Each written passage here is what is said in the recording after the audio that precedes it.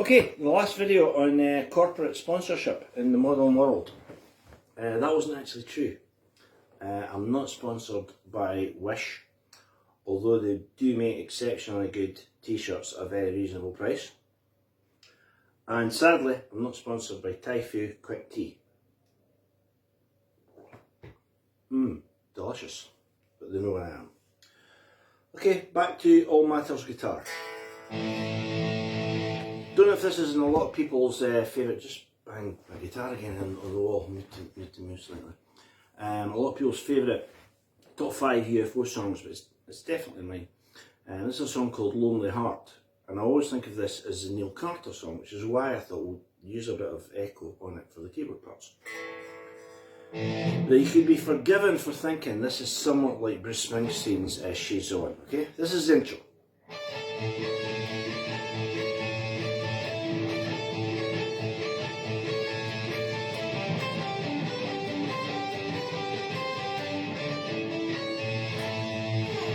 Right, so let's put a bit of echo in that, try and make it just a little bit more ethereal.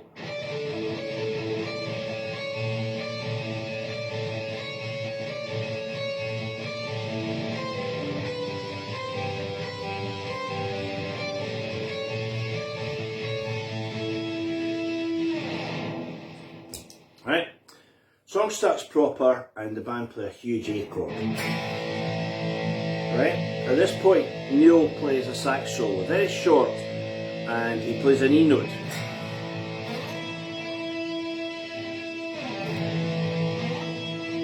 I'm going to try and play both. They play a G,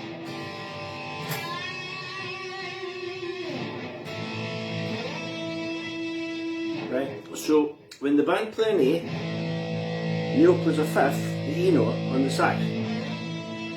When they go down a tone to the G, on the sax he goes up to the F sharp, then back to the E, right? And the song starts proper, so this is the start of Lonely Heart, first verse. This is a rhythm.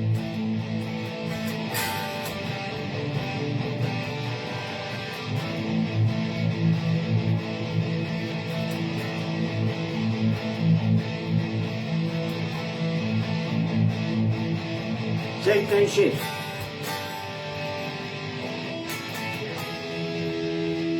Right? So you get A and G, and then it goes from an A to an E. So it's like, this is you better turn out the light.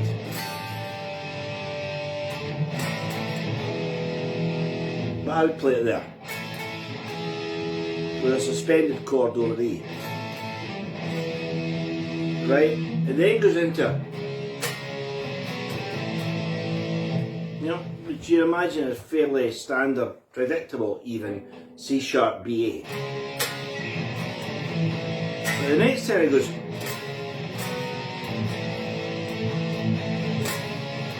so the stress changes.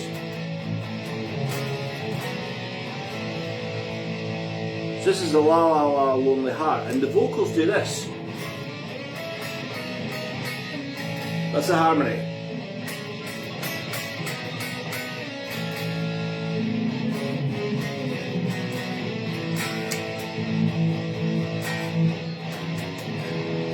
Down to an E chord, second verse.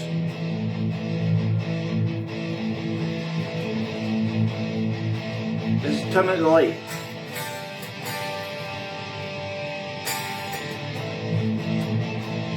And then Paul Chapman plays his solo.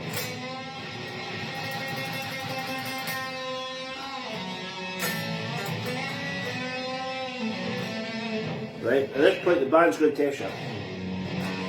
So allow Paul to.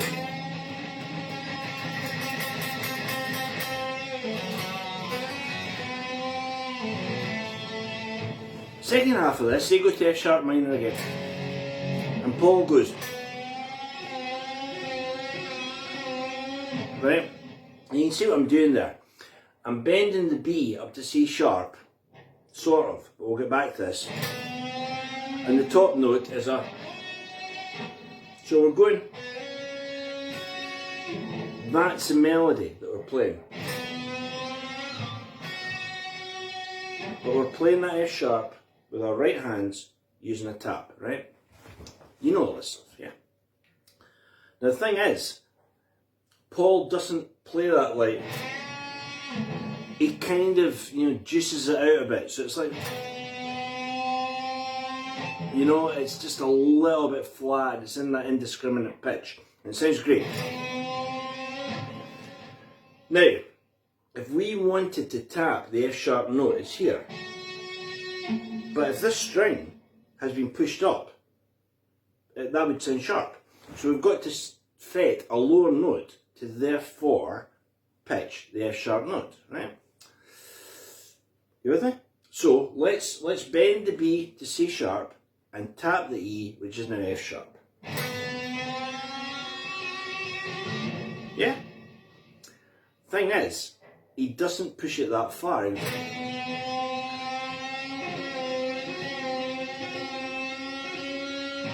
you hear the low tone is moving up and down like that. So the tap is on the E note, but it will sound F sharp. Now I find what you have to do in this is not bend the low note to C sharp like this, but when you tap it, push it higher.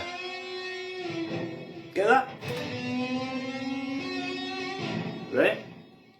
And what that means is we're basically moving the pitch with our left hand. I'm making this sound incredibly complicated for a solo that lasts about 20 seconds, but it's a great solo. Right? So, this is how I think he frets it and phrases it.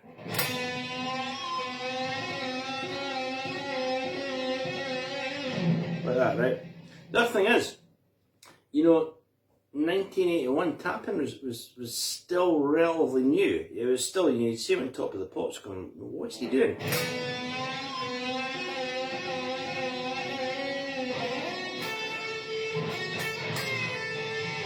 And he comes out of it and just plays a conventional.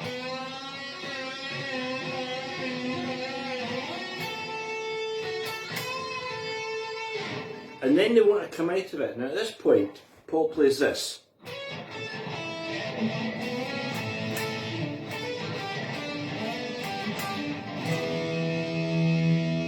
Right? Now you can play it in double stops how you want. You could fret it like that, you know, with all four fingers, or you could just go B to C sharp. So we get, and there's an A chord with the third, C sharp played on the bottom. Same in G, a big E, and then we're back to,